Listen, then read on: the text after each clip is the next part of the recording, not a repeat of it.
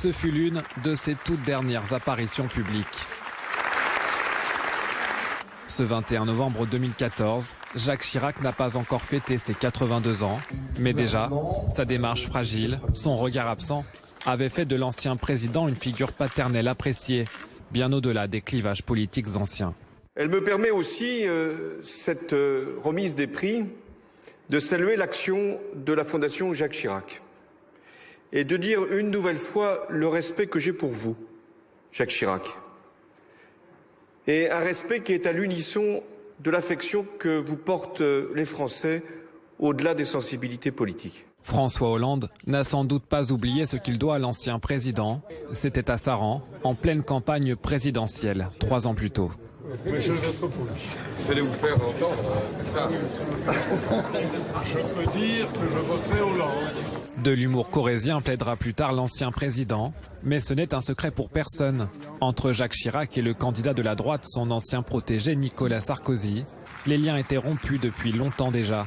Et en soutenant François Hollande, l'ancien chef de l'État renouait d'une certaine façon avec son tout premier engagement politique, à gauche. Petit-fils d'instituteur corrézien, né en 1932, Jacques Chirac suit ses études à Paris et milite un temps au Parti communiste. Après son mariage avec Bernadette, née Chaudron de Courcelles en 1954, et le diplôme de l'ENA en poche, il devient chargé de mission au cabinet de Georges Pompidou, qui très vite lui donne le surnom de bulldozer. Et son ascension sera en effet fulgurante. 5 ans plus tard, en 1967, il obtient son premier poste ministériel à l'emploi. Puis il sera de tous les gouvernements jusqu'en 1974. À cette date, il devient Premier ministre de Valéry Giscard d'Estaing à seulement 42 ans et au prix d'une trahison, celle du candidat gaulliste Jacques Chaban-Delmas. Mais les relations entre les deux têtes de l'exécutif sont exécrables et Jacques Chirac décide de mettre fin à ses fonctions dans une allocution restée célèbre. Je ne dispose pas des moyens que j'estime aujourd'hui nécessaires pour assumer efficacement mes fonctions de Premier ministre. Et dans ces conditions, j'ai décidé d'y mettre fin. Quelques mois plus tard, il crée le RPR, Rassemblement pour la République, un parti, ou plutôt une machine de guerre au service de ses ambitions. Déjà député de Corrèze, il devient en 1977 maire de Paris.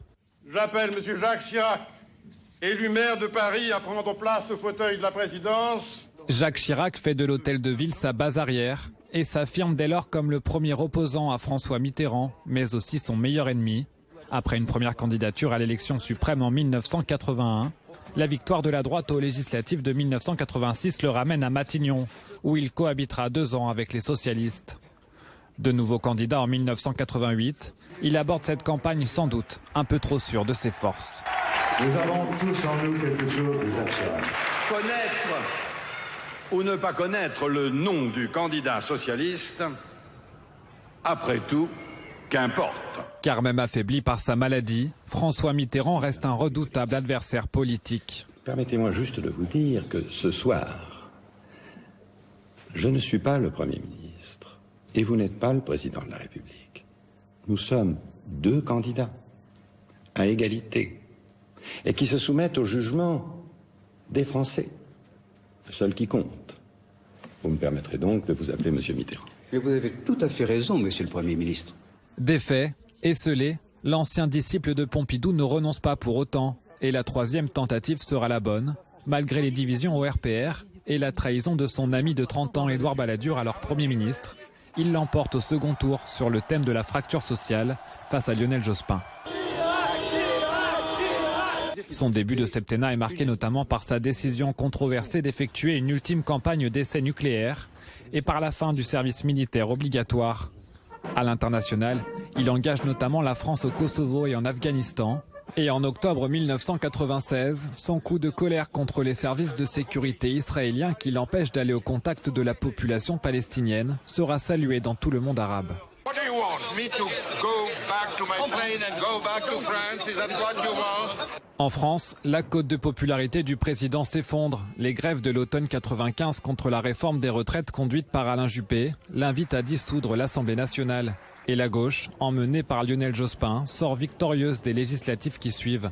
Jacques Chirac doit cette fois-ci subir la cohabitation côté Élysée. Mais 5 ans plus tard, l'élimination dès le premier tour de l'élection présidentielle en 2002 du leader socialiste lui offre un boulevard pour garder son poste.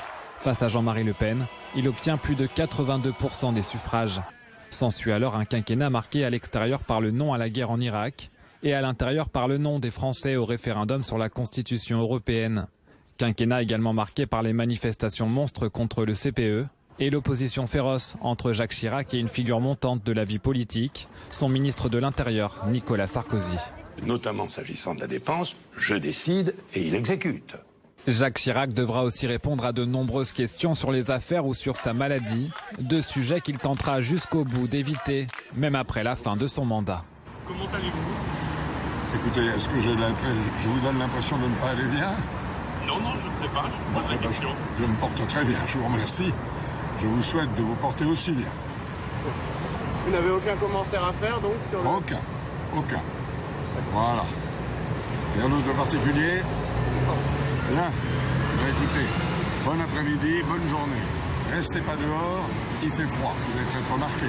Condamné à 2 ans de prison avec sursis dans l'affaire des emplois fictifs de la mairie de Paris, l'ancien président de la République avait choisi de ne pas faire appel.